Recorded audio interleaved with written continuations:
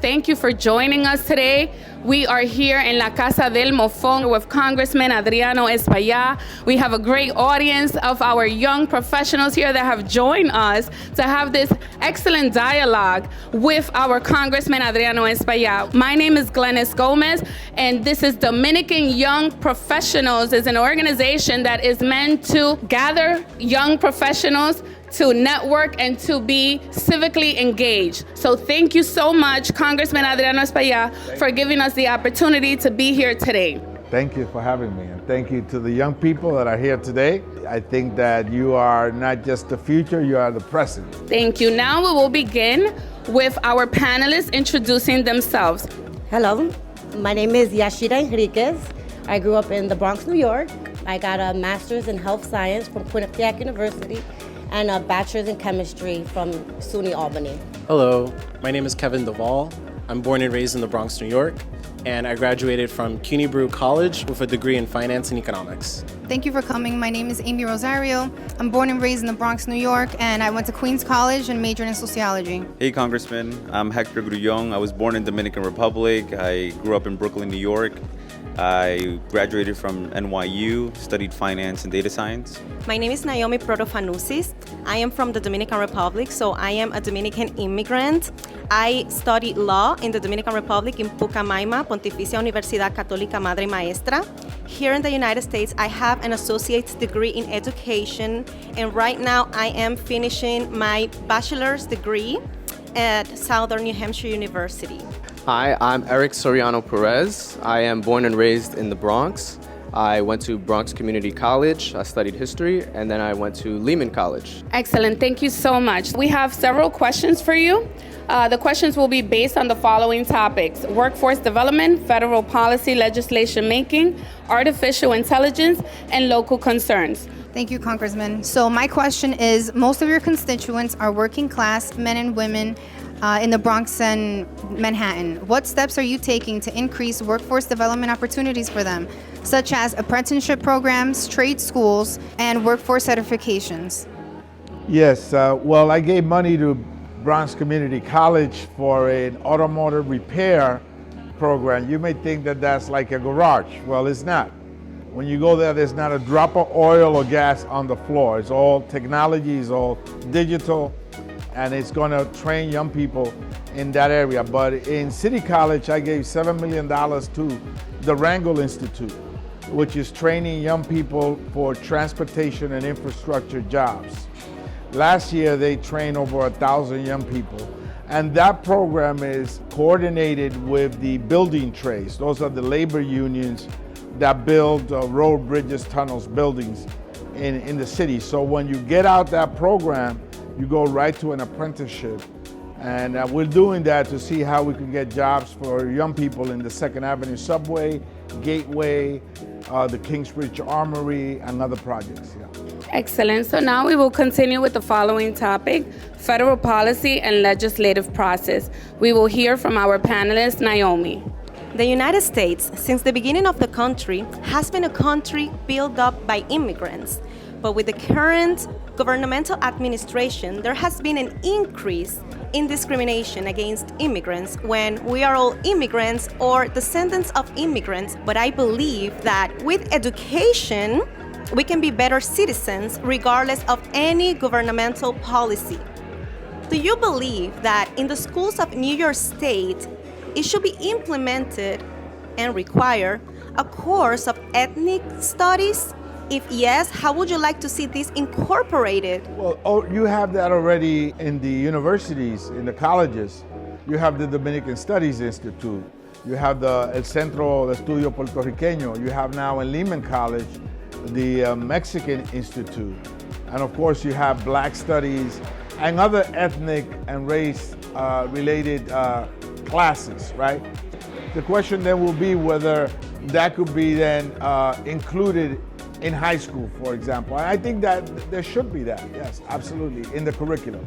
Given the continued decline in public trust in elected officials and government institutions, do you support legislation to overturn the Supreme Court's decision in Citizens United versus FEC and limit the influence of mega donors in politics? Yes, well, I recently got endorsed by End Citizens United. That's an organization that supports candidates that believe in ending that rail of campaign funding. On the one hand, you have caps on contributions in my campaign, for example, but the courts allow for unlimited amount of spending through super PACs. And I think that should be reversed, yes. So, could you please provide an update on the situation at Delaney Hall? Well, I was there about now a week ago. They were in hunger strike. I met with some of the women and the men there. I introduced legislation to allow for governors, all governors, enter and visit detention centers, particularly those that are privately run, like Delaney Hall. We weren't allowed in. I had to go to court and sue the White House. I'm also going to begin the process that we implemented for another detention center in Georgia. We went there and we saw there were many irregularities and violations basically of the law when women were being subjected to unauthorized medical procedures. Some allege sterilization. So we were able to shut that center down right in the middle of the pandemic. We intend to shut down Delaney Hall as well. So I would like to switch things up and talk a little bit about clinical research. What specific federal policies or funding mechanisms would you support to ensure these models actually increase participations from communities like the Bronx, and how should this success be measured? Yeah, there is a disparity in the participation of communities of color in clinical trials. I think as a result of that, whatever research results they have are biased because they don't have really a fair sample of the population. That should be mandated. I think that a fair sample of the population that reflects the composition of the population that we want to service should be mandated in every trial. We will continue with the topic around artificial intelligence and the future. We have our panelist, Hector. You introduced the AI Literacy and Inclusion Act to help underserved communities access AI education. When you think about AI and the future of work, what worries you most about communities like ours being left behind? And what needs to be built now to prevent that? Well, that's exactly why I introduced our legislation, because this is a fast-running train, AI, right? It can bypass our community without our young people learning about it and being proficient in it. So it has to be implemented. There has to be a curriculum. There has to be literacy everywhere, not just in the schools, in the senior center, in the community programs, in the churches, everywhere. There should be AI accessible to everyone. However, as you may know, there must be some guardrails that should be implemented to protect privacy, to ensure that there is also a hemispheric approach to AI, that the sample of AI includes Latin American countries, Spanish-speaking countries, and that the actual advancement is not discriminatory and leaves out a great chunk of people. You mentioned you're in support of artificial intelligence safeguards.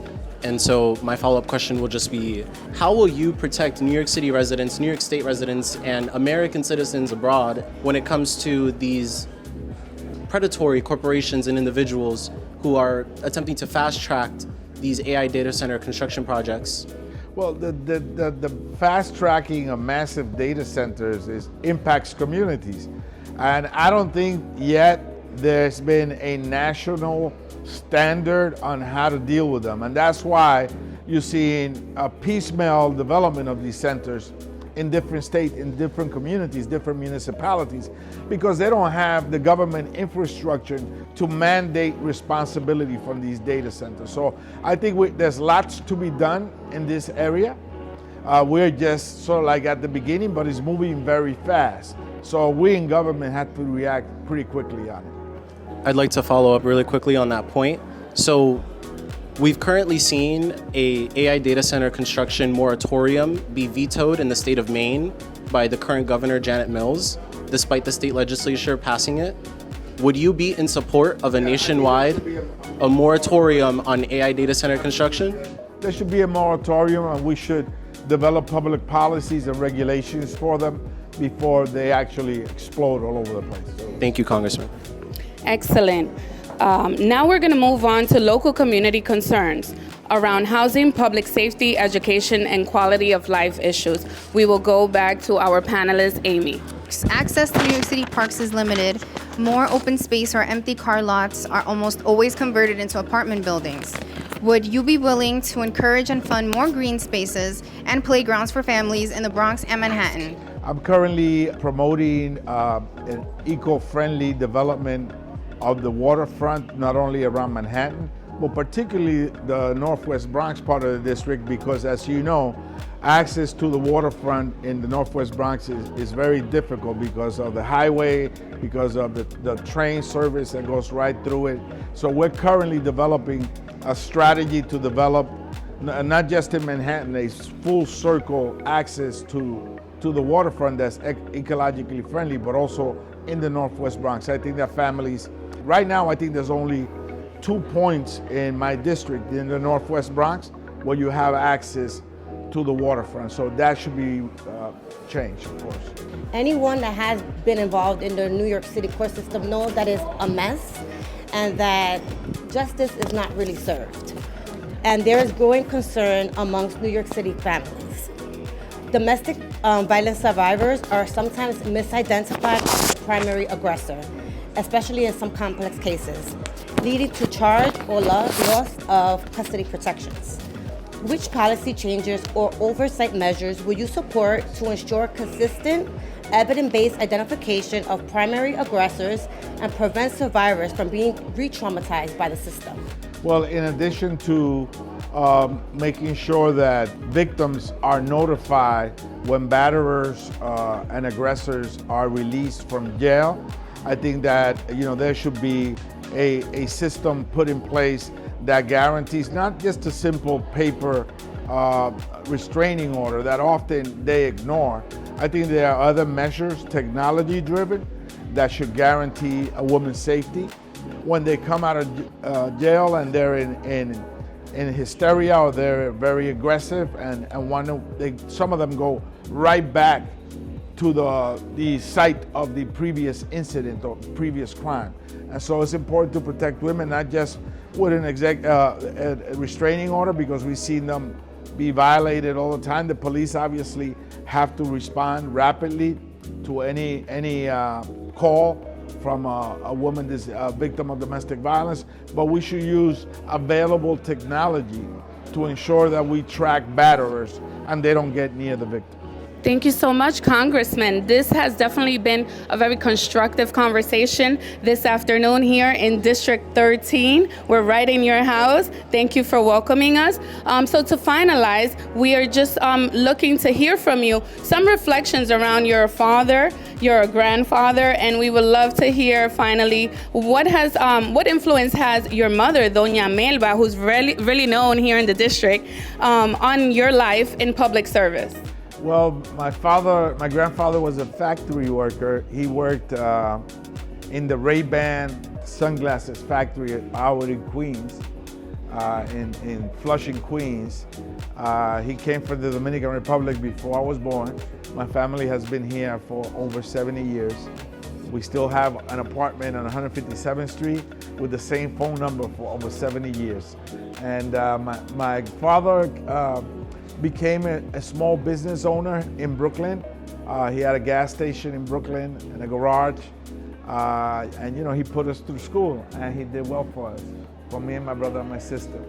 And my mother, of course, is a special person for everybody in the neighborhood because she always has an idea. And she's never short of ideas, but we love her. She's 96 years old, young, and she's still very active and with us. So I'm blessed to have her. That's a blessing. Thank you so much. Do you have, we have a live audience here today, so do you have a final message for the young professionals in New York City, specifically in your District 13, where we are looking forward that you are reelected? Well, keep on doing what you're doing. You're doing it the right way. I think that young people today are better than us. You're better than us because you have better tools in your hand, and you have the experience of many of you being born here in the United States, and everything that this great country has to offer. So continue to do it the right way. This country rewards people to do it the right way, and I think you're on your way to doing exactly what you want to do and be very successful. So congratulations to all of you.